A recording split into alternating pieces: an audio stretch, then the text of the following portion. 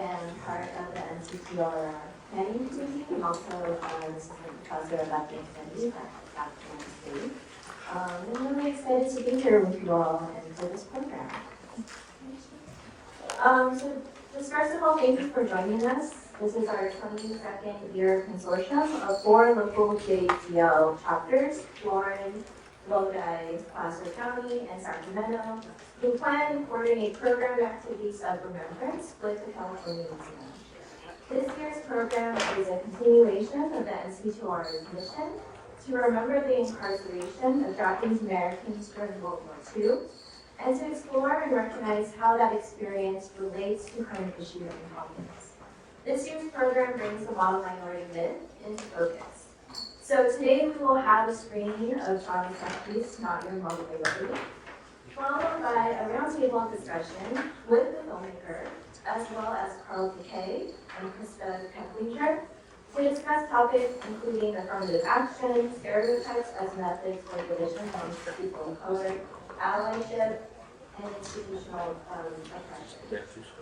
We are looking forward to starting this important conversation to learn and grow together.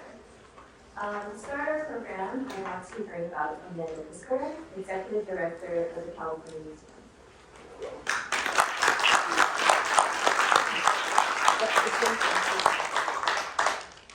Hello, everyone. On behalf of the California Museum, I'd like to welcome you and thank you for being here today. Also, I'd like to thank the NCTR committee for the opportunity to join you and for their long-standing partnership. Many of you know that today's event helps support the annual Family Remembrance Field Trip Program, which Mary Sukumoto started in the Elko School District in 1983 as one of the earliest school programs focused on the Japanese American incarceration. Since the program moved here to the museum in 2003 to reach a broader audience, over 100,000 students have participated from across the region, hearing unforgettable personal stories from camp survivors and from their children to share their family's experiences. The docents teach history with a focus on why it is so relevant to the present, inspiring the students with the importance of civic engagement and the responsibility to help ensure that all people enjoy the rights according to us by our Constitution. The California Museum, if I just say myself, presents many valuable educational and citizen programs. But staff and visitors and myself all agree that Time for Remembrance is the most impactful. The reason for that is the volunteers who lead it. Will a few of our docents please stand up? I see several of you here today. Come on.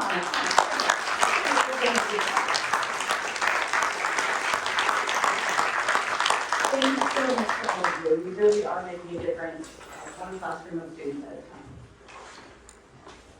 This year's 2-hour program actually kicks off on Tuesday. There are just a few slots left, so if you know any teachers, tell them to book, and tell them to book soon. They're going fast.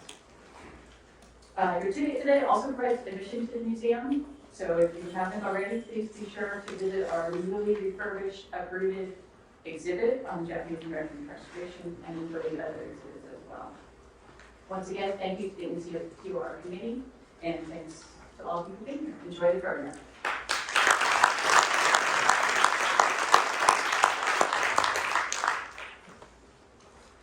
Thank you, Amanda. So sponsors are a vital part of our Remembrance programs. They provide a monetary and partnership support to enable us to plan and sustain a variety of program activities. We would like to acknowledge and thank this year's Platinum and Silver sponsors, Lorna Baum, Walter and Kathy Menza, Genevieve Shimoda, Yoshinori Kumo, and Barbara Takei, and the Nichibei Foundation. Many others too many to name, have made donations, and we thank you. We also have educational partners who continue to provide support in facilitating program activities where students throughout Northern California are provided firsthand accounts of the Japanese American experience during World War II. The education program meets the California history standards for fifth graders in the study of the U.S. Constitution. So, like we learned from Amanda, the California Museum is one of those partners. The largest part of our Time of Remembrance activities is the 8 weeks educational program for 5th graders and high schoolers.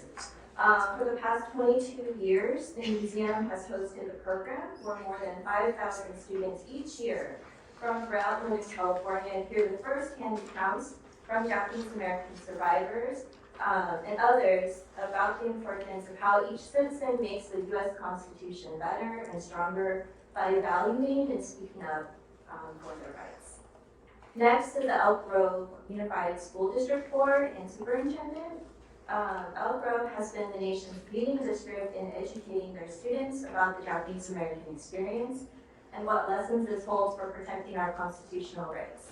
For the past 4 years, they are the only California school education board to pass the resolution to commemorate the Time of Remembrance program, sponsor teacher training, developed curriculum, and provided student education with the Florin-SV JACL and other community partners.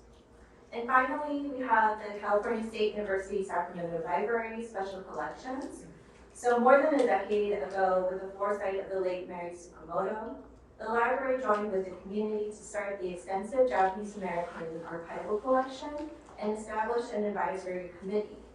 With contributions from the community, volunteers, and fundraising, the library has preserved thousands of documents and artifacts, sponsored exhibits, and educated countless students and scholars both online and in the library.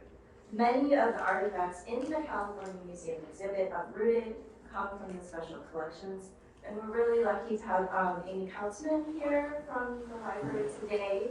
And we also have some other special guests, some faculty and students from CSU, Sacramento, and also UC Davis. So, without further ado, let's watch the powerful documentary. Not really long. This one.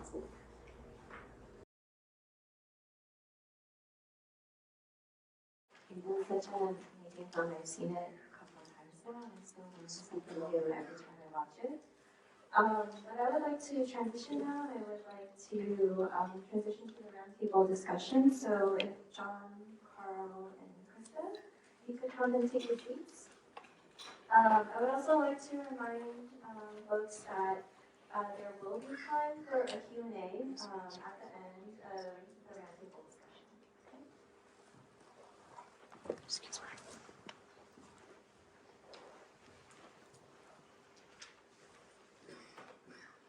Can you hear me?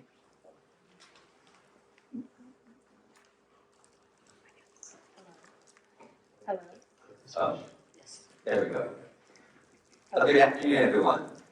So we're going to just do really brief self-introductions and go into a conversation with each other. But I just want to say that I am extremely pleased to be here in Sacramento again. My name is Jon Osaki. I'm a filmmaker, as you obviously can see.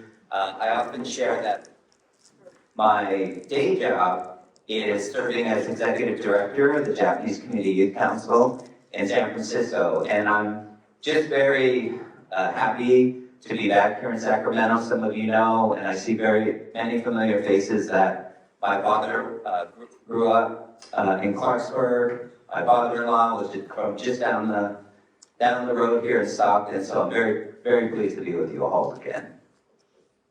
Hello, everyone. Can you hear me? All right, great. My name is Krista Keplinger. I'm one of the youth representatives of the Florin-SV JACL. My background is that I went to UC Davis. I got a degree in history with a focus on American and Latin American history.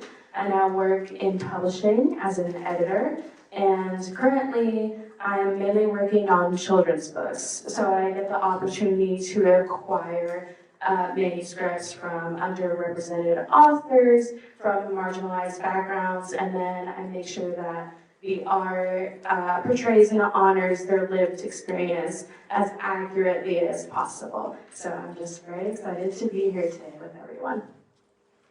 Hey, I'm Carl Takei. I'm also really pleased to be here. I grew up in Sacramento and really glad to be back here for this event. Also, my mom and dad. And so I am a lawyer. I do civil rights work. For a number of years, I worked at the National ACLU in Washington, D.C. and New York on immigration detention and private prison issues, and then on policing. I also, during the first 40 years of Student for Solidarity's existence, played a number of different leadership roles as the organization grew and sort of building out the organization. I now work leading the criminal justice reform program at the Asian Law Caucus in San Francisco. I think I'm deeply immersed in a lot of these different community issues and the ways in which the model minority myth has really pitted Asian American communities against our fellow communities of color. So I'm going to start off by asking my fellow panelists a question. Can you share your reflections on the model minority myth and how its growth is intertwined with the narrative of formerly incarcerated Japanese Americans succeeding in American society? Well, when I took my Asian American history class at UC Davis, taught by Tsuru, who's an incredible professor and author, we read one of William Peterson's articles that was written in 1966. And to me, it essentially just boils down to, despite us kicking Japanese Americans while they were down and then continuing to kick them while they were down, look how hardworking and compliant to the social hierarchy they are. So obviously, it's a very one-note, flattening, and also uninformed assertion about the Japanese American community's lived experience, and it's also presented as an argument to maintain the status quo of American racial hierarchy. But Japanese Americans were already hardworking before they were incarcerated, so it also shows, how conditional civil inclusion is. So that's mainly what I think about when I think about the relationship between Japanese American incarceration and the model minority that's becoming so prevalent. Yeah, I think for me, and I'll bring it back to this community and why I think this issue is so important to, in particular, the Japanese American community, is like so many, I'm sure, here in this audience, I had members of my family who were part of the 442nd Regimental Combat Team, and my father was a no-no boy. And so going back even to that period during the war, where this issue of the good Japanese American and the bad Japanese American really got played out during that period. And I think that those were very deep wounds in our community that were not reconciled for decades. And so I think it really goes back to, it starts with many of those issues that are still very prevalent in our community. I still know members of my father and mother's generations who, will not talk about how they answered the loyalty questionnaire. And I think that we have to think about, really, it's taken us so long to reconcile and reframe what it meant to be a resistor during World War II. And so these issues have been front and center for our own community. And I do think something that struck me while I was working on this film was, in so many ways, Japanese Americans were the original model minority. I mean, really, it was our community that was framed as a way to really criticize the Black Power movement. And so I do think as we move forward, Japanese Americans do have to be very thoughtful about our role in addressing this issue and not allowing it to continue to pit us against other communities of color.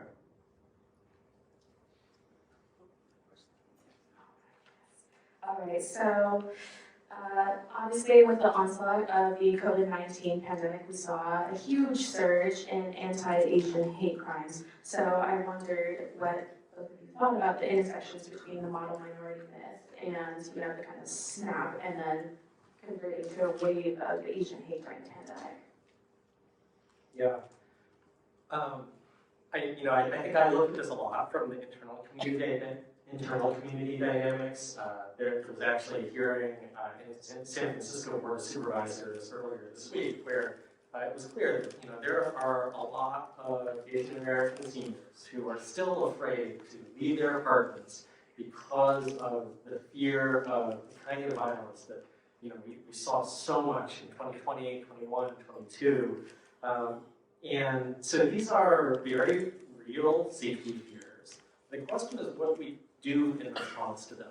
And it is really alarming how much this echoes the way in which in the early 1990s, as John in the film shows, the Korean Americans were pitted against Black Americans in the wake of the police brutality against Rodney King. And this is like in 2020, you can see how in the midst of these two huge, very public challenges facing two different communities of color, that after the police murder of George Floyd, there were already Asian American community leaders who were calling for more policing, more aggressive policing, even as it was so clear the kind of harm that this inflicts on communities of color and the way that it draws investments away from the kinds of infrastructure and supports and services that can help prevent violence. That those calls have continued, and that I think it's very depressing how it played out in much the same way. The thing that I think is positive is that as time has gone on, there has been more work done, especially with investments from the AAPI equity budget that the state legislature passed in response to anti-Asian hate, in trying to build solidarity across communities. I can tell a few stories about this. One, the Chinese Progressive Association in San Francisco has been doing really great work of building solidarity between Asian, Black, and Middle Eastern communities, and talking about the shared challenges that we face, restorative justice approaches, so instead of being pitted against each other and continuing to harm each other and then face reprisals over and over again, we can build together. And then, the work that my organization is doing on trying to counsel victims and survivors of violence about, what are your actual goals for healing and accountability and safety, and be able to think about how we can all build safety together in these communities that suffer so many impacts from white supremacy because of the legacy of certain neighborhoods being redlined and denied access to loans because there were large populations of non-white people living in these communities that then caused all these impacts through the generations, that then caused generations of violence and instability, about how we can build the kinds of stability in these communities that can help all of us and address the violence and fears of violence that we're facing at the moment. Yeah, I'm fortunate to be able to have these types of discussions with lots of communities around the country. And the one thing that I say to every single group is that Asian Americans will always be one national emergency away from being the target of hate in this country. And that is a fact. And Japanese Americans know it from the incarceration experience. And we just had a very painful reminder of that occur in this country. And so really the fact that it will happen again, really the only question is when that next wave of hate is directed in our direction, will we have friends who support us? And so I am very much along the lines of what Carl is talking about, talk to other communities about. And I think back to something that Ellen said in the film, which really resonated with me. She talked about a recalibration and the fact that, there was a time in this country where it was critical to the survival of Japanese Americans and other Asian Americans to be the good American, right? It was absolutely essential to our survival. But for many, that was decades ago. And so now that we are in this period, it's really an opportunity to rethink how we relate to other communities when there are opportunities to build power. And Cynthia said it very clearly at the end of the film, is really building power with other communities is ultimately what's going to keep us safe, right? That's ultimately how we are going to withstand and persevere through future waves of anti-Asian hate, is by having friends in other communities. And it's really important that that work start now. That you cannot build alliances and relationships with other communities only during moments of crisis. You have to put in the hard work every day, and it is hard work. I do want to just be very clear about that. It is hard work to sustain alliances and partnerships with other communities of color, but the benefits really are so significant that it is really important for our communities to think about how we can be better at that moving forward. And I believe I have the next question for Krista and Carl, and that is, American society has had very different reactions to reparations for Japanese Americans versus the Black community. Please share your thoughts on this reality.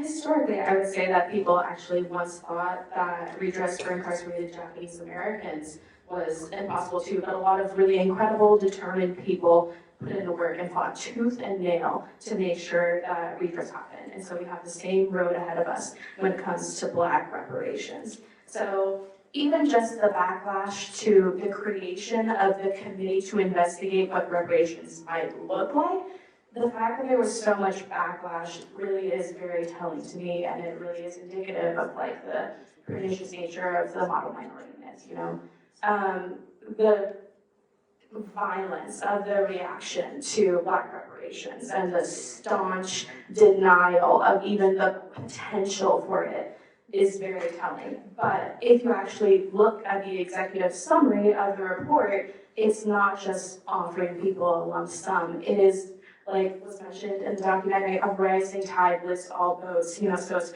repealing Penal Code 2700, in which the California Department of Corrections forces inmates to work for very little money and not be paid a fair market rate. It's preventing gerrymandering, planting trees to minimize heat islands in Black communities. It's, development of, more educational opportunities to, help students, help teachers be able to better teach our history, combating food deserts and providing private businesses with initiatives to open more grocery stores with healthier foods in Black neighborhoods. So it's not just a lump sum of cash, but the potential is there. It is possible, and it would help everyone, not just Black Americans who deserve it. So, one thing, as a Japanese American survivor of incarcerees, a lump sum of cash is not necessarily a bad thing. This is true. This is very true, yes. But that also, I think, brings me to, building on Jon, your point earlier, that as a community, we Japanese Americans have moved beyond survival. We also got our apology and we got our redress and reparations. And at the time that push for reparations for our community was going on, there was a lot of fear in Congress that providing reparations to our community could potentially make the case for reparations for Black people. But that's not something that we should be afraid of. That's something that we should embrace, because we got ours. We got ours 40 years ago. And now, as other communities are continuing to make the demands for reparations and gaining more visibility in those demands, we should be supporting those demands.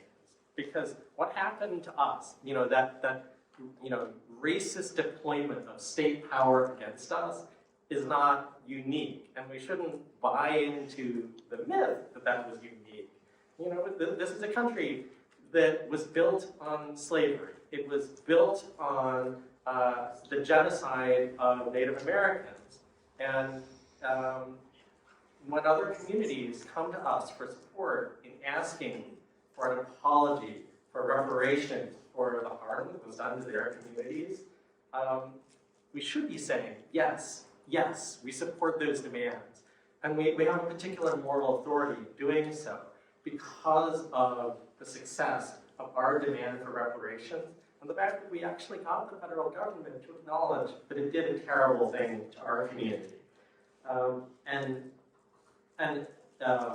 So let's as a community answer those calls and unite with all these other communities who have really suffered from different manifestations of white supremacy being written into policy, and stand with them as they demand their own apologies and reparations.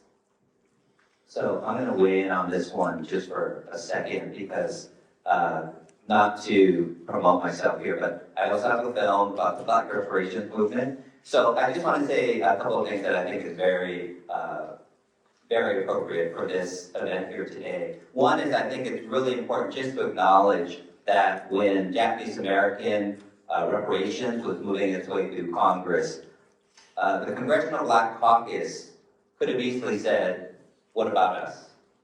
What about the harm that's been committed against our community? But they were unanimous in their support for HR 442.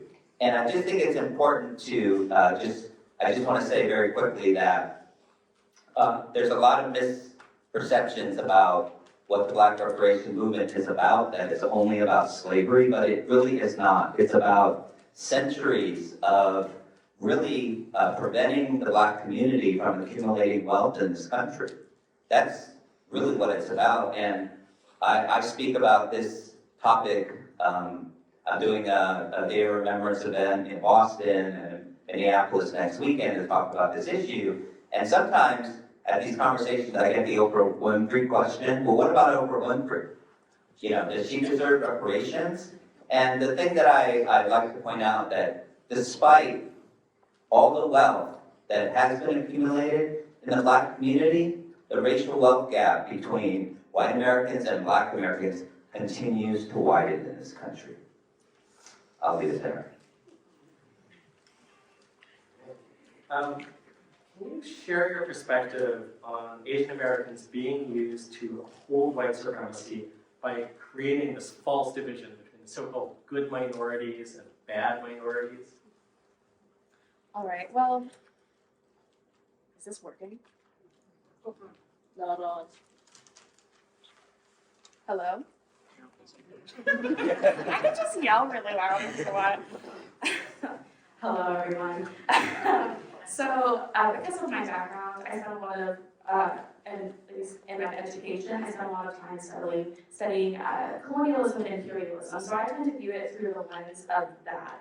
So abroad, we have the Cold War happening. The U.S. is trying to assert itself as, the global superpower post-World War II, and they are purportedly, trying to stop the spread of communism and preserve democracy, but they are more so just focused on actually asserting their status as a global superpower. And so they are creating the conditions by waging these wars. They are creating the conditions that these people are forced to flee from. So we get a lot of immigrants coming from destabilized countries, Southeast Asia, Latin America, Africa, the Middle East. So we are creating the conditions that they then flee from and they come here. But at home, they also are, all this imperial warfare is becoming increasingly unpopular, so they have to manufacture consent in order to do it. So in order to do that, they have to discredit and suppress any kind of anti-imperial, anti-war effort they can by any means necessary, oftentimes brutally. So they also, the other way that ties this to the model minority is that they're dangling the carrot of civil inclusion in front of predominantly East Asian Americans. And they're saying, if you will be our politically passive prop and endorse our imperial campaigns abroad, then maybe we will let you assimilate into white American society. And then they employ what is one of the oldest plays in the imperial playbook, divide and conquer. So by creating a binary in which there are, the model minority, that implies a bad minority. And so this perpetuates a cycle of respectability politics. And so they have to sow this division so that way, we're looking the other way. We aren't looking to the American government that is actively oppressing its people and suppressing their will. So personally, I would just view it through the lens of, America's, imperial tendencies, which we all seem to have very it's like national amnesia when it comes to imperial and colonial tendencies. But that's how I would view it. So Krista's answer is a lot more sophisticated than mine. And I'll just say that white supremacists, white nationalists in this country do not want communities of color working together, period. And I bring it back to, so my organization that I run today, the Japanese Community Youth Council, was founded by students who were part of the Third World Liberation Front strikes at San Francisco State and UC Berkeley. And why I like to bring it back to that really historic event is it was Black, Asian Americans, Latinx, Native American students, and white students working together to ensure that our ethnic histories in this country were being acknowledged. And that created ethnic studies in this country. And it was such a powerful movement. And if you just trace back some of the history here, does anybody know who the governor was of California during the student strikes? Ronald Reagan. That is correct. He had a front row seat to the power of communities of color working together. And I know that the Japanese American community has a debt to Ronald Reagan because he signed HR 442. But I do think that it's an important lesson for us to remember and to think about how powerful that movement was. And in many ways, it changed the face of education across this country. And ever since then, and throughout the future, there will be influences who try to prevent that type of thing from happening again.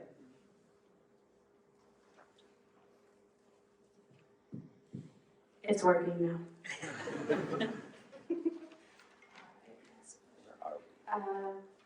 Do either of you have stories about how you've been personally impacted by the model minority myth? So, I just want to share one story that I think is very relevant to this conversation. So I run a Asian American nonprofit in San Francisco. I work with many other Asian American nonprofits who are trying to ensure that there's awareness of the issues affecting our communities. And a few years ago, the head of the Human Service Agency came to our organizations. And because he wanted us to know that as they were compiling information on poor families in San Francisco, that actually there were more poor Asian American families in San Francisco than any other ethnic group. But they had the lowest utilization of public services. And so when we tried to raise awareness of the fact that there are more poor Asian families in San Francisco, people didn't believe us. People had such a hard time trying to comprehend that they found all these different ways to dismiss it.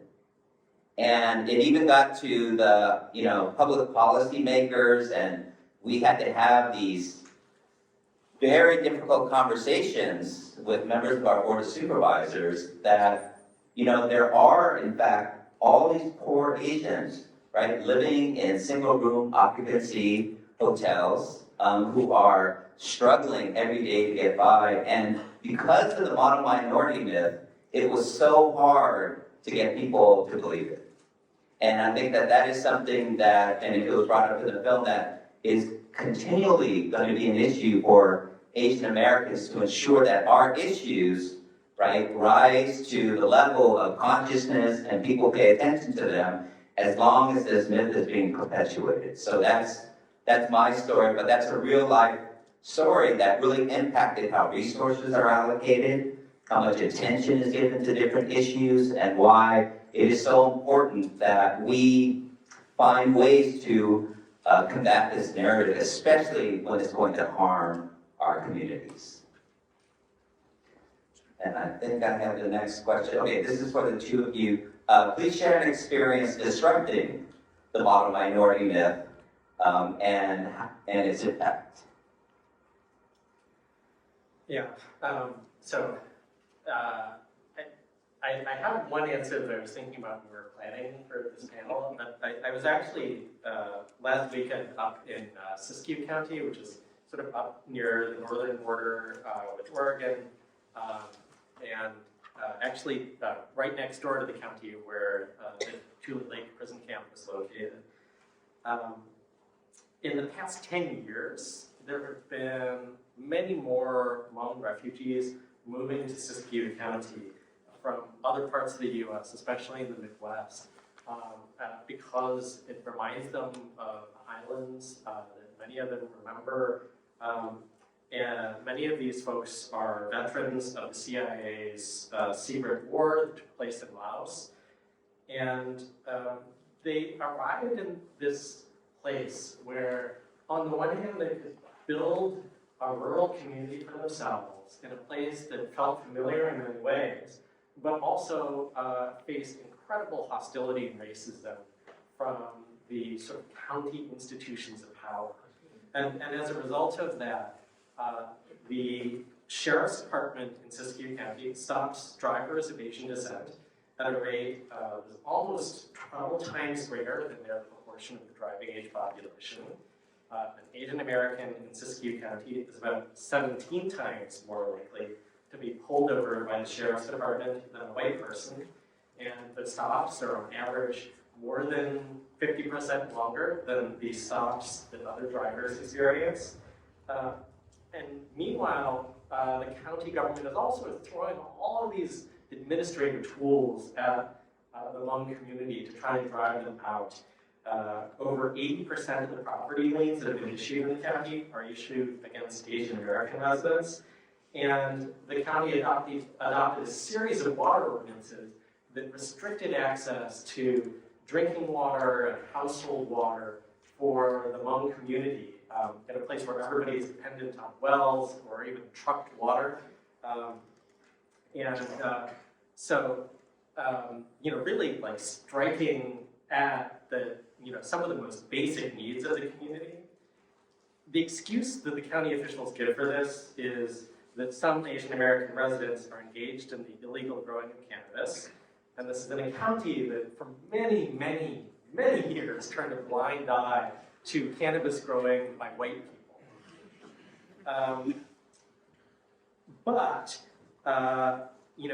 In the face of a changing county population, the county and a lot of very vocal white residents have come to view the Asian American population as foreign invaders that need to be driven out. And I'm going to just quote a few things from County Board of Supervisors hearings. At a 2018 hearing, there was a public commenter who said that Hmong residents are, quote, illegal occupants who, quote, need to not only be eradicated, but there needs to be something that says, don't come back. At a 2020 Board of Supervisors hearing, a public commenter read a letter that sort of made an analogy between the Hmong clan structure and thievery and murder, described Hmong neighborhoods as being like a third world country. And then the following year, there was another public commenter who described the Hmong community as a, quote, cesspool. please use everything necessary to get rid of the cancer that has infected our community. Another public commenter at the same hearing told the supervisors, we're in a war right now. Do not back down. Another public commenter at the same hearing said, they are nests. We have nests of these horrible people out there growing their pot. So all of this is like, I mean, it's incredibly disturbing. It's explicitly racist. I would even say that some of the rhetoric is genocidal. If we, as fellow Asian Americans, buy into the model minority myth, that prevents us from being able to reach out and understand the pain of this geographically isolated community and being able to help them. Because if we follow the model minority myth, then it's like, oh, well, they're, like, cannabis growing is illegal, like, I don't want to get involved in this, like, but that's not the lens that we should be viewing this through. These are folks who went through incredible hardship in their journey to the United States, in establishing themselves in the United States, and then in establishing themselves in Siskiyou County in California. And in much the same way that we should be working in solidarity with other communities of color that have faced racism and disenfranchisement, we should also be, understanding the pain of other Asian American communities that are suffering the same forces of racism that led to our own roundup and incarceration, and working to fight back against the way in which all of these white residents are using state power to try and drive out this community. Okay, just wanted to double check. I feel like in terms of disrupting the model minority myth, the best way to combat that is through coalition building, as you talked about. So I feel like a personal example that I can think of is the cultural exchange on the Florin-SV JACL's Man's and Art Pilgrimage. We work with CARE and we work with Akamaya, which is an indigenous cultural group and dance group based in Bishop, California.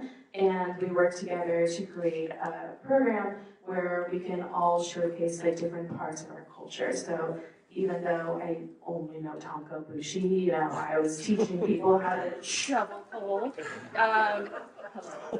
So I was teaching people how to shovel coal in the parking lot of a hotel. There's no place I'd rather be. And we did a call to prayer, and we were dancing with Akamaya, and you do this dance where you're supposed to hold a potato with someone else by pressing the potato against your forehead with someone else, and you have to hold on to the potato. You can't let the potato fall to the floor. But just spending that time together and building those bonds and learning from each other and seeing the diversity of experiences we have and how we really are so similar at the end of the day is a really powerful way to do coalition building in a way that's fun. Building community, like you said, it shouldn't just be in times of crisis. It shouldn't always be an emergency. It should be constant, and we can have fun while we do it.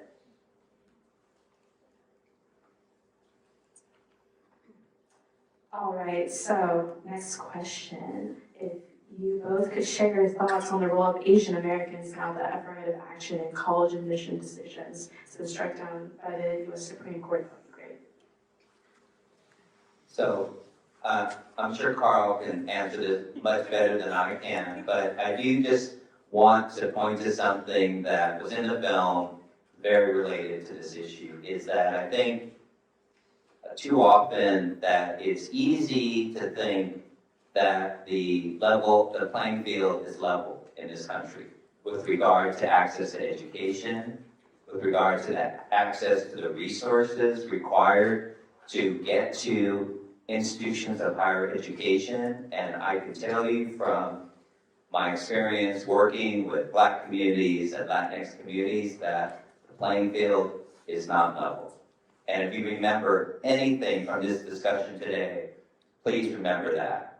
And I do think, as Asian Americans, it is so important that we are aware of situations where we are being used to promote white supremacy. And in the case of the Harvard case, many of you may already be aware of this, and I'm sure Carl can speak to this more in detail, but that was really a lawsuit brought by a white attorney who went out and found Asian faces to put on that lawsuit. And it is a prime example of how our community can be used, right, to keep that institution primarily white. And that is really what is going on in that particular situation. But I'll turn it over to you, Carl. Yeah, I think just to give a little more background on that, it's the guy behind the Harvard lawsuit. He's a white man named Edward Bloom. He's been running a long-running battle against affirmative action. He's also been running a long-running battle against voting rights for people of color.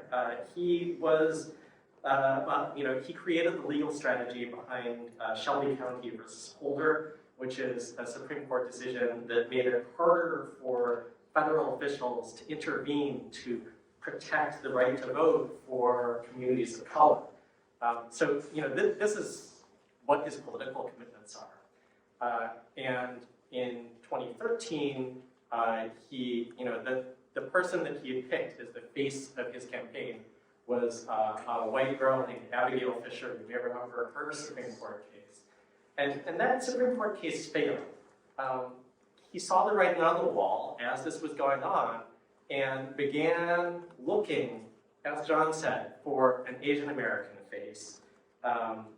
He actually, in a 2015 speech in Houston to a group of Chinese Americans, he said, I needed plaintiffs, I needed Asian plaintiffs. So he was pretty explicit about this. And I think we need to understand that when we see media coverage of this case, the cases that are going to follow, because this is still actively being litigated. The Supreme Court struck down affirmative action in college admissions, but there is still more litigation that is likely to come over affirmative action in other settings. And if Edward Bloom and his allies are successful in their campaign, this could really dramatically narrow opportunities for people of color generally in American society, and that's very dangerous.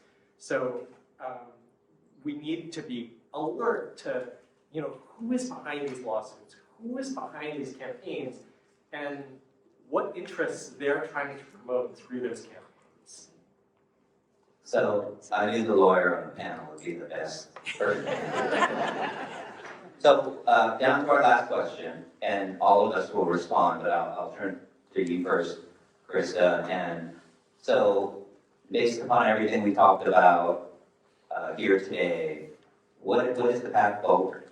And the fact that, I do think we have to be conscious of, the fact that Asian Americans now are one of the fastest growing groups in this country, right? Will be a significant part of the American electorate, right? And so how do we, or what are your thoughts about moving into the future?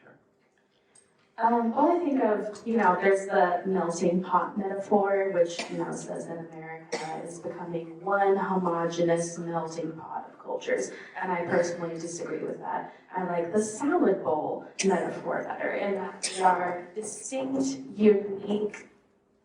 Is this working? Sorry.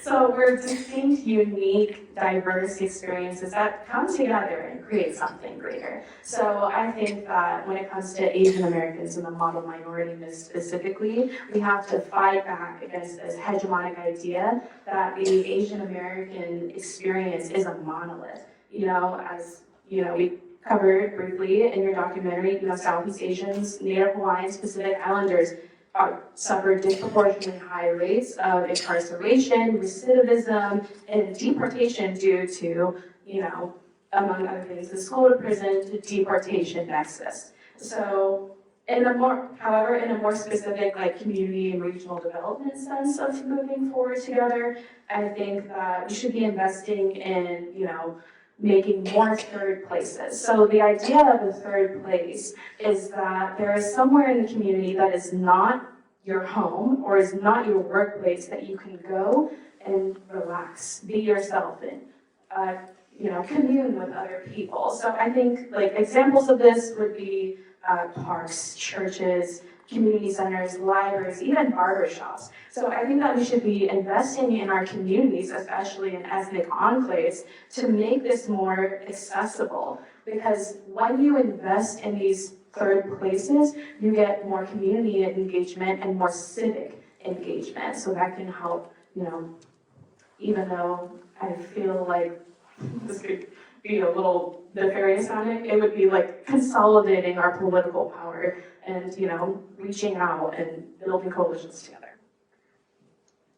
Yeah, I think my recommendation for our path forward would be we need to understand our history and how aligning ourselves with white supremacy is not a very safe strategy. And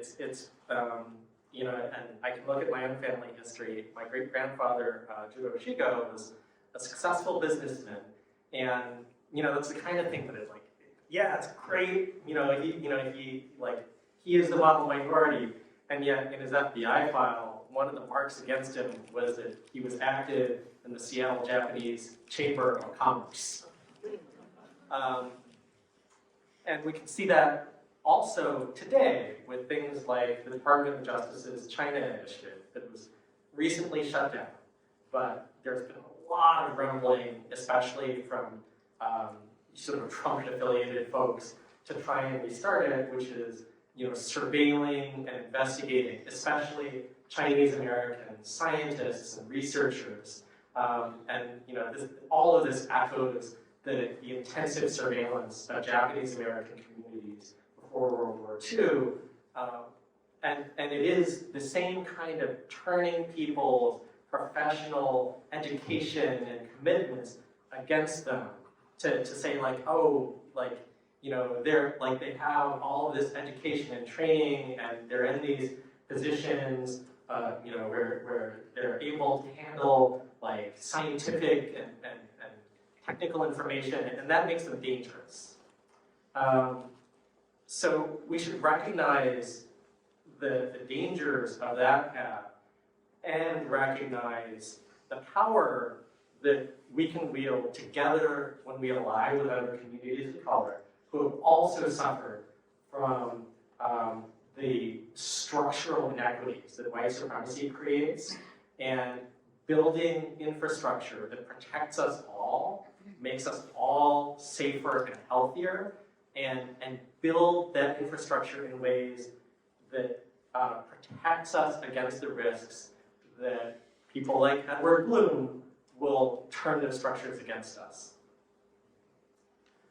So I'd like to close out our discussion panel here today by taking a moment to lift up a very dear friend of mine named Alan Nishio, who some of you may know his memorial service is taking place today. And if you knew Alan, you knew that he was the nicest guy. And he got along with so many people, but he was anything but the mono minority. He was a fighter.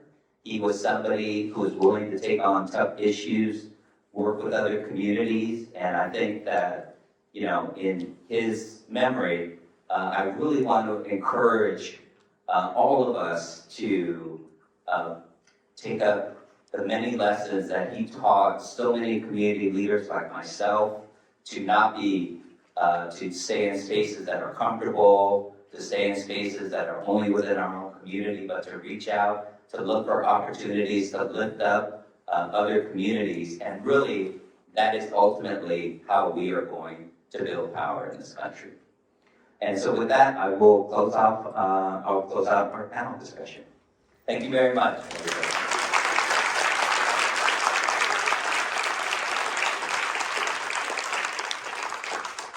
Okay, so now we have time for audience questions. So I believe, are we having a stand or?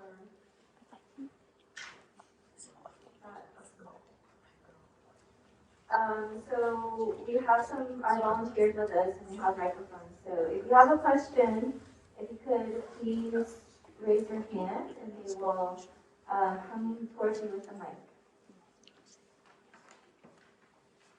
Just ask for questions.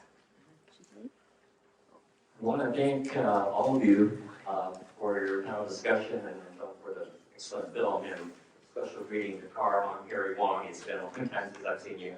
My wife Janice sends regrets that she couldn't be here, so it's great to see you and hear what you have to say. So I have several just more reactions. I'm just wondering how long minority groups need to feel we have to be the model minority, and who are we trying to be a model minority to? Just a thought. And then if we are part of the model minority, what about the hierarchy of who's in that model minority? And we need to address that within our own community, going honestly and openly. And then the third comment has to do with how the model minority myth has slanted how researchers and the country has viewed the health of the AAPI community. Of course, everyone knows how the data that looks at healthcare is all lumped together, and it's not aggregated, so it's all aggregated together. So it's very hard to look at different populations, and that's another reason why it's hard for us all to be lumped together in one category because of the diversity. But within the look at healthcare, it's very clear that the AAPI has more health issues, for example, cancers, diabetes. And yet, if you look at the budget of the National Institutes of Health, the percentage that goes for research for AAPI community is just a tiny fraction, less than 1%. Less than 1% of the overall budget of the NIH is for the AAPI community to look at research. And so we're part of the model minority, so that means we're good in health, and we're all doctors and in healthcare, and yet a lot more needs to be done. A lot of education needs to be done for our community. A lot more research needs to be done. That's something that we need moving forward. Thank you. Just a quick comment on that. I wanted to address what you talked about as far as the racial hierarchy, and I do think that is something that is very important for us to be aware of. I'm very fortunate to be able to work with leaders in the Black community, in the Latinx community, and there are circles within those communities who have stopped viewing Asian Americans as a community of color, because the perception is that Asian Americans want to be aligned with the white community. And obviously that's not true, but that is the perception that over time has been created, and it's a very disempowering narrative. I was recently talking to members of the Black community in Georgia about the Black reparations movement, and a comment came up about, well, why are Asian Americans, why do you want to get rid of affirmative action at Harvard, right? And that's the perception, right?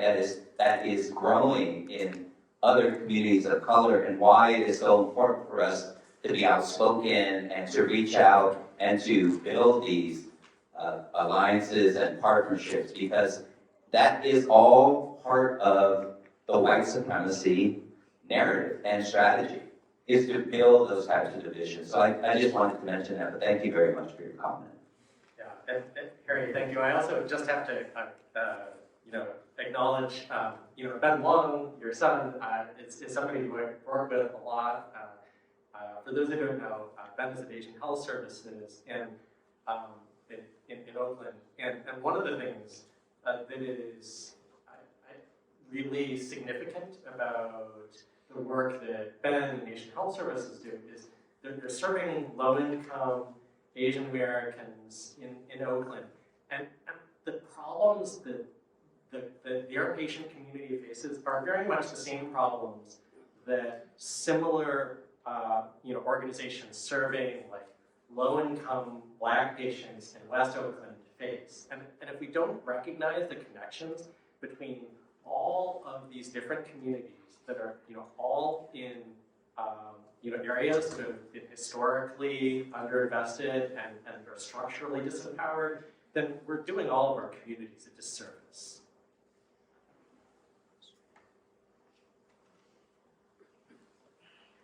So we have our stand set up too, if you want to come here and stand in line, but if you're unable to, folks will come and bring the mic to you. Okay, hello, thank you very much. This is a really great presentation. I really enjoyed it very much. My name is Tim Fong. I'm a colleague with Professor or Dr. Mashita at California State University, California, in the Asian American Studies program. Sacramento State Asian American Studies program actually has received funding from the state for the Stop the Hate efforts from the California Department of Social Services. And I think there's several of the groups here as well who received a portion of the funds, and it is to work together around the anti-Asian violence, but in particular focusing on working with other groups. And there is activity going on in this community as well, which is very important. But this film, your discussion today, I just thought was great. It's really spot on. And I guess I want to ask, in the Bay Area, because I know there was funding for that as well, if there are some activities you want to highlight, maybe we can share some best practices or activities. Obviously, different groups, certainly certain activities and certain engagements and programming. Again, maybe just showing this film, organizing something on our campus or in the community, and having local discussions talk about it as well. Again, I really appreciate the fact that you talked about not only just the mono-minority, but how it's affected various Asian under populations, but how we have to work together with other groups. Because it's pretty clear as the political campaign, the presidential campaign comes up, the whole issue of basically COVID, China, all these kinds of things. And I appreciate your comment that we're basically a crisis or basically an international event away from greater calamity and higher anti-Asian violence. Thank you. Yeah, I mean, I think I touched on this a little bit with the legal clinic for victims and survivors of violence that my organization runs. But this is part of a broader community infrastructure that has been funded by the API equity budget that the API Legislative Caucus really pushed for, and so that that doesn't exist in isolation. The legal clinic, for example, partners quite closely with Asian Health Services Community Healing Unit, which Ben runs, and so that AHS provides mental health services and things like yoga classes to help victims and survivors on their healing journeys. The legal clinic that my organization runs provides information about what their legal options are and how to define their goals and how to reach those goals for healing, accountability, and safety. The other thing that that budget is funding is both work that my organization and others in the Bay Area are doing around restorative justice and exposing more folks in Asian American communities to how restorative justice can be used to heal after harm, to build community, and build up the infrastructure so that restorative justice processes are more accessible and widely available for Asian American communities. There's a ton that's really exciting about this. The one thing that I want to mention is the API equity budget was a 3-year commitment, and we're in a budget deficit year right now, and we don't know what is going to happen after that 3-year commitment ends, and a lot of the organizations that are building these important programs and building infrastructure right now that can create a network of care across Asian American communities and build solidarity with other communities of color are wondering what is going to happen after that money runs out. And that is a very important conversation to have with your legislators. Hello, I'm Priscilla Uchida. I do have a question, but first I want to say that on April 26th at Sac State, I'm doing a lecture on the importance of the California Japanese American reparations bill that I developed with Assemblyman Patrick Johnston in 1982 on the African American reparations movement.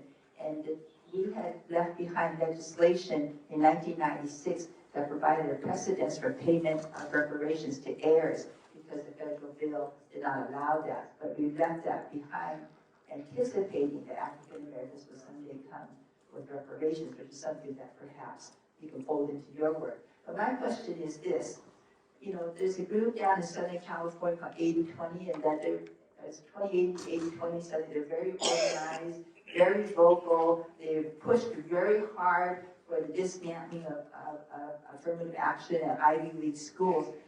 Do you have any suggestions how we can amplify our voice? Because their voice is heard, and for some reason, all of our support for African American reparations, our support for affirmative action gets lost in this very, very organized group from Southern California.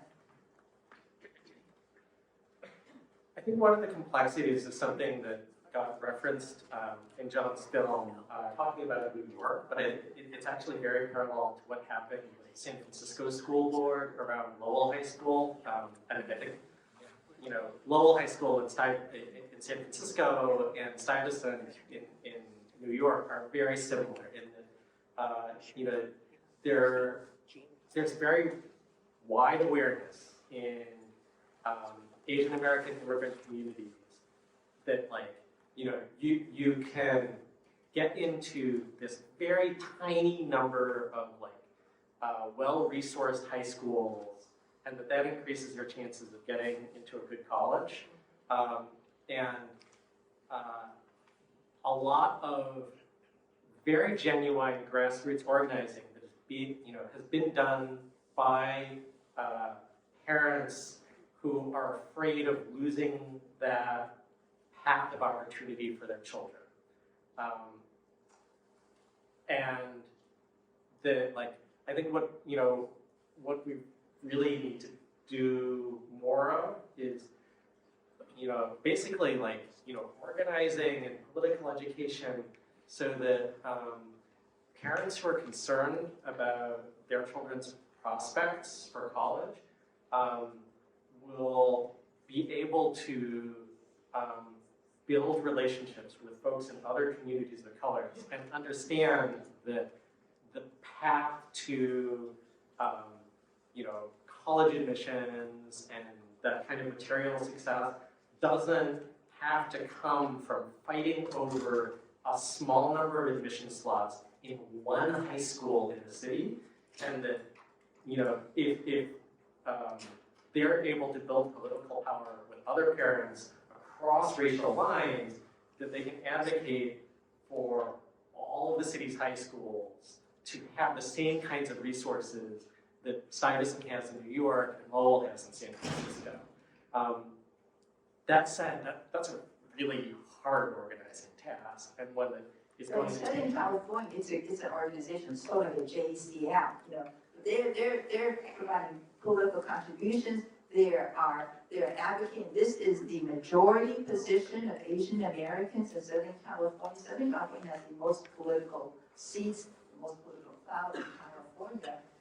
But we're large too. JACL is large. We have a lot of organizations. OC is large. So you talk about cooperating with other, with African American brothers and sisters, our Latino brothers and sisters. But I'm really talking about how can we amplify our voice within the Asian community so that that's not a majority position, but it's portrayed as a majority position. I'll answer.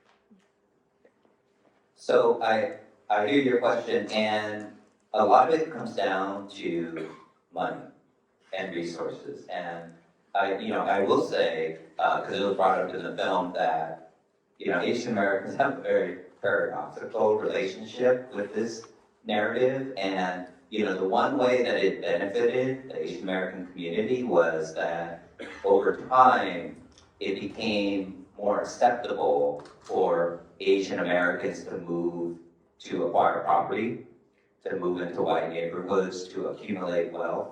And I think part of the question going forward is, how are we going to use that wealth that's been accumulated in our communities? How are we going to direct it? Many of our communities, and this is not a criticism at all, but I've been running a nonprofit in this community, in the Japanese American community for a long time, and many of our communities sometimes get stuck on what they support, how they use their resources. And so I think it's important for organizations and our community in general to think about how are we going to apply and make our resources available to these types of efforts. Because on the other side, I guarantee they're putting a ton of money into these organizing efforts, because that's really what it takes, right? To build an infrastructure that can organize in a very effective way. I've done a lot of community organizing over the years, and it really does take resources, and it takes organization, and it takes dedicated people to decide that this issue is a priority and is something that we are going to focus on as a community.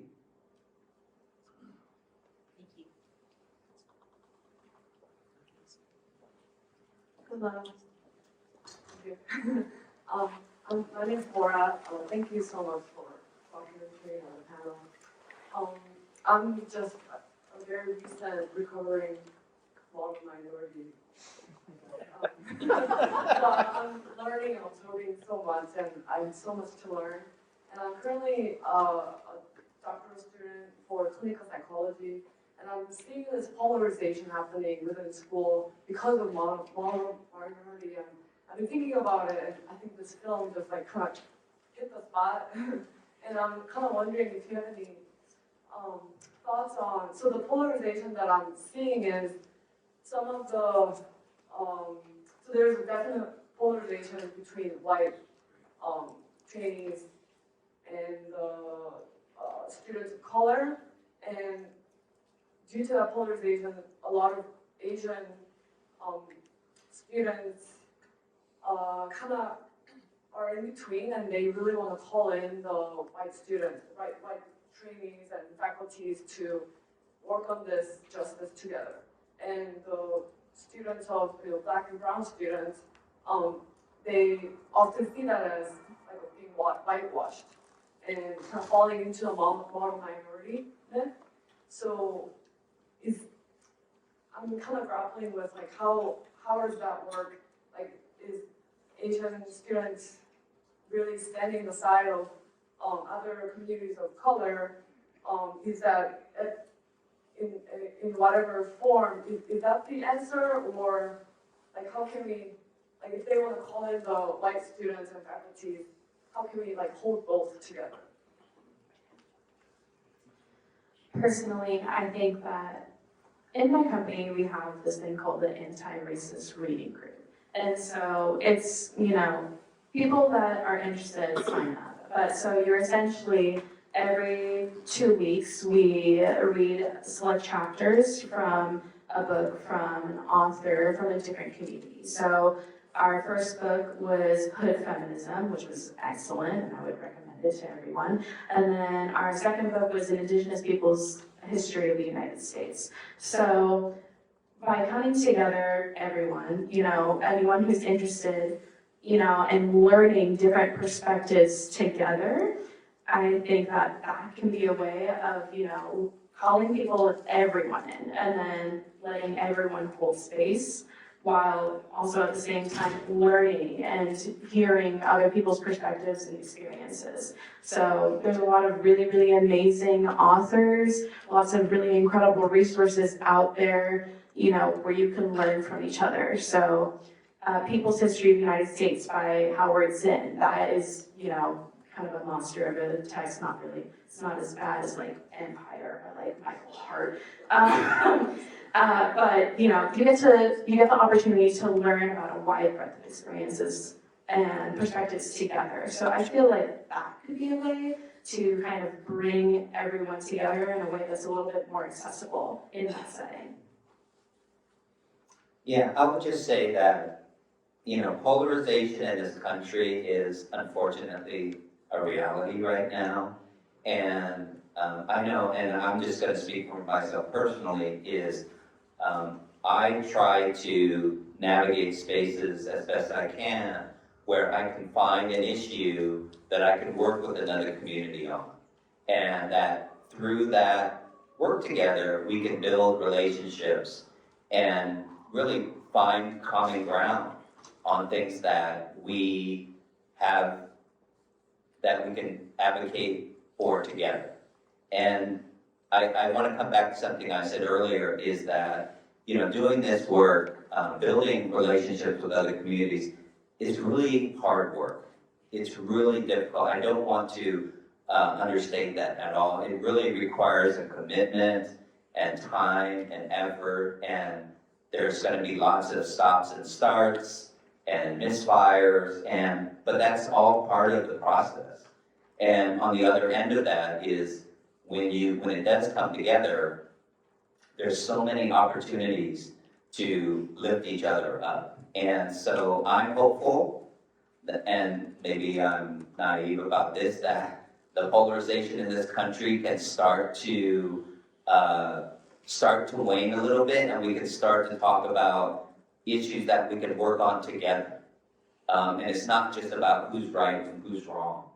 And unfortunately, there's kind of ebbs and flows in history on how our community and our country deals with different issues, but it starts with, I think, a single relationship and building upon that and finding common ground and something that you can work on together. I got very active in working on the Black Corporations movement because I saw it as an opportunity to lift up another community. And I'm not expecting anything in return for it. It's just, I wanted to enter that space and for them to see that there are Asian Americans who care about this issue and want to support it. And I think over time, we can start to heal some of the divisions, right, that have been created by white supremacy in this country.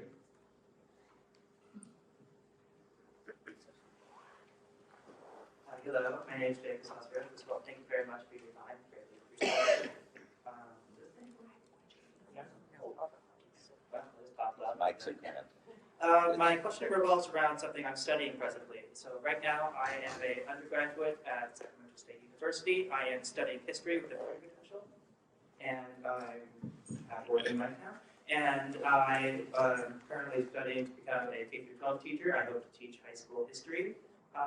Right now, in one of my classes, I am studying the framework officially put forward by California State, which outlines what exactly it is that the state wants us, public school teachers, to be teaching our students. And the two things that they want me to teach are history, all of it apparently, and then critical thinking, all of that too. This is obviously a quite difficult task, and not only that, it's incredibly important. They expect science teachers to teach science, and they expect math teachers to teach math, but I have to teach all of a critical skill to being a human being, essentially. So one thing that I'm wondering is, what do you believe history can be used? What lessons do you believe can be learned through history, our recent events, or our even older events, that can help students learn skills and be able to push forward for more equity and equality for minority groups, for as Asian Americans, and for other groups as well? I would love to talk about that. So, personally, what I really benefited from when I was studying history is not just college, but in high school. I was blessed to have a teacher who was hell-bent on teaching us all about the origins, purposes, values, and limitations of primary sources and secondary sources and what we can glean from them. So I think that incorporating a lot of primary sources into your curriculum and teaching students like, okay, so we see this source, who's talking about it? where are they coming from? What time period is it? What's the larger context behind this chunk of text that I've given you? So I think, hello. Having something. Thank you. So I think that, you know, there's so much that we can learn just from the raw material. I mean, I think about all the times that I spent. Okay, so I spent a lot of time, thank you. I spent a lot of time, you know, in the basement of the UC Davis library looking through, you know, microfiche clippings and stuff like that, and seeing just like plain government documents, you know, spelling out very baldly what they were doing was honestly just more radicalizing than someone telling me what to think, which never happened at college, you know. But if you teach kids these critical thinking skills by teaching them how to evaluate sources more effectively, then I think that you can learn more from the lessons of history. So just, yeah. So anyways, was there anything else that you wanted me to address? Sorry, I kind of lost the plot because I was very excited about primary sources. Yeah, more specifically, there's a big debate in the sphere of education right now on teaching guilt or teaching the idea of superiority, inferiority in our past. And there's a question as to whether or not that will produce people that are too concerned and too fearful and too saddened by our history to be able to do anything. Some people question whether or not those things are valid or not, but it is a narrative that is popular. I'm wondering what you believe about that idea. I disagree with that. I think that, you know, just being presented with this information, these primary sources, and allowing them to engage with these, you know, with this information as they see fit, they'll glean from it what they glean from it. You know, it's not for us to decide. And I think that, I mean, if you just read, you know, things spelled out in plain text, it's pretty easy to come to certain kinds of conclusions, and it can be horrifying. It can be, you know, heartbreaking to read this kind of information, but I don't think it necessarily teaches guilt. I think it the third time's a charm. So I think that, you know, learning these things, it's not about teaching guilt, it's about learning how to empathize with more people and, you know, learning from, you know, other people's experiences. So I think that incorporating a wide breadth of primary and secondary sources from a variety of perspectives, you know, students will come to whatever conclusion they come to, and that's their right. I would just add one little thing to that, which is that you know, I think we shouldn't shy away from teaching the horrors and injustice of our history. The way to make it not depressing is to also highlight the stories of the people who resisted that injustice, and so that, you know, students who are really depressed by the unfairness of so much of our history can also look to people in that history who they can look up to and identify as models. You know, that reminds me of this, when I was doing research on medical racism in Hawaii, when they, you know, forcibly incarcerated people who were suffering from Hansen's disease in Molokai, like purposefully isolated away from any kind of society. You know, obviously it's incredibly heartbreaking. They called it the separating sickness because they were pulled away from their families. And so obviously these narratives are incredibly hard to, you know, grapple with. But, you know, in these little boring government documents, they're talking about this random guy who stole a cannon and was shooting it at people who were trying to take him away from his family. And then he got away and he lived and he resisted against the people who were trying to take him away from his family. So, you know, I agree. Having narratives of resistance and resilience also makes it so it's, you know, not depressing.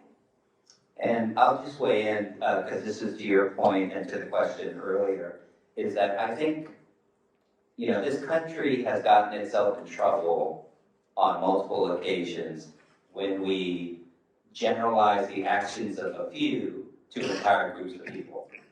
And so I think it's really important to say that when we're talking about white supremacy, we're not talking about all white people, right? We are not demonizing and generalizing the acts of certain groups or individuals to an entire group of people. And I think that needs to be part of the lessons that are taught in our schools, is that it is so important. Just because we don't know a certain group we cannot generalize behaviors to an entire population, because that is really when we get in trouble as a society. I just wanted to respond to the last two questions. I thought they were really great, in particular, the person who was talking about the clinical psychology program and sort of the challenges within that program. I just want to highlight the fact that in the California State University system actually now requires ethnic studies as a graduation requirement. And so having that background, and it doesn't matter, you don't have to be an ethnic studies professor afterwards, but whatever profession you have. Ideally, and as was highlighted before, how it's taught matters too, but ideally you have that exposure that you would not have otherwise. So it sort of made me think about, all this attention toward Harvard, and, trying to get into Harvard, that's the only place, or, the elite high schools. The reality is, come to a CSU and get a good education, particularly around ethnic studies, and whatever profession you go into, regardless, being a dentist, being an engineer, being a teacher. I'm a graduate at San Francisco State. I have some good colleagues over there as well, they're great. So anyway, we need to think broader in a lot of different ways, and how we can get that education, and how that can be presented. And I disagree with how some professors teach ethnic studies as well. There are people who are not ethnic studies professors, ethnic studies trained, who are teaching ethnic studies. So there's an issue that we need to work on as well. But it is something that I think we are all committed to working on and improving. And the context is that more people who know about Asian American studies, about ethnic studies, will have a much better sense of whatever they're doing, regardless of the profession or who they work with, and other people that they are involved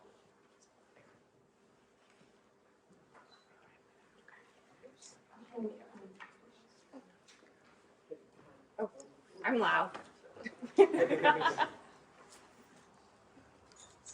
Hello. Is this on? Can you hear me? I can hear you.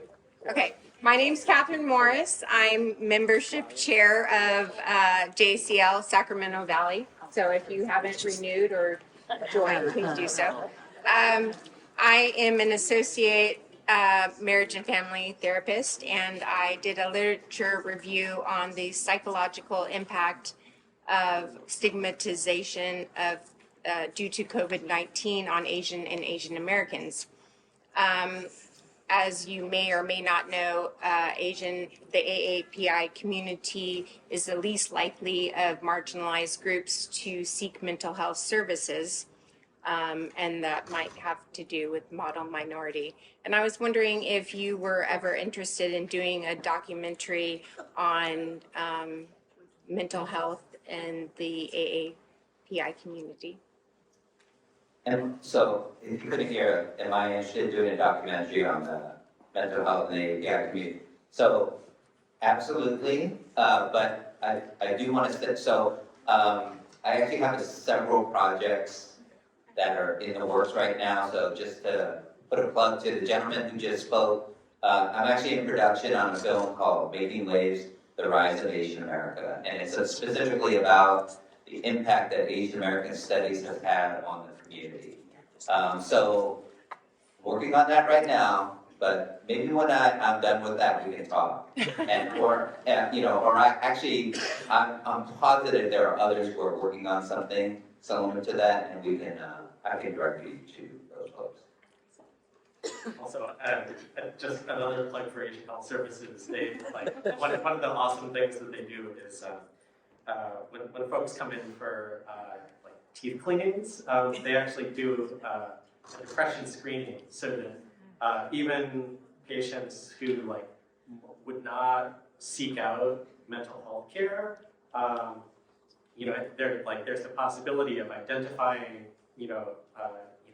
whether they are depressed and being able to refer them to care, even though they're not necessarily seeking that. So I think those kind of models are, and thinking creatively about how to navigate around a lot of the stigma around seeking out mental health care, those are really important strategies. Okay, so unfortunately, we are out of time. So thank you so much to our roundtable.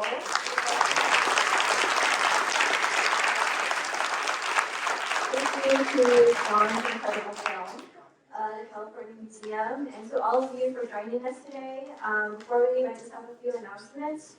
One, we would love for you to take a look at the exhibition in the museum. So Uprooted, an American Story that has been redone, the Chinese American Gold Mountain exhibit, Hall of Fame, are all located on the first floor. We have Timbit and water in the museum lobby. And bathrooms are located outside of the doors, to the left and down the corridor. I know there's a lot of discussion and questions, so I'm sure our speakers are available a little bit to talk after. The garage will close at 5 p.m., so please make sure your cars are out of there by then. And then, given the discussion, due to the kind of nuances and complexities of this topic, we anticipated that some people would want, or would benefit from having more time to process the personal impact of the model minority myth in the supportive and non-judgmental presence of others. So this is why we really want to thank Tsuru for Solidarity for offering online healing circles for change on Thursday, February 15th from 5 to 7 p.m. These are small groups and they provide a rare opportunity for participants to come together to listen and learn from one's unique experiences. I believe there are still some spots available. We have additional spaces, so if you're wanting to participate and continue the discussion, you can sign up no later than tomorrow, February 11th by noon. You can find the registration information and sign up form using a QR code that's on our flyer, on our website, and I think there's information out in the lobby as well. Please note that space is actually limited, so once they reach their full capacity, they will put you on the wait list. And again, only those that pre-register and are confirmed are going to be able to join the online healing circle groups. There's no additional fee to participate. All right. So thank you all. This was an amazing, amazing discussion, and we hope to continue it. Thank you.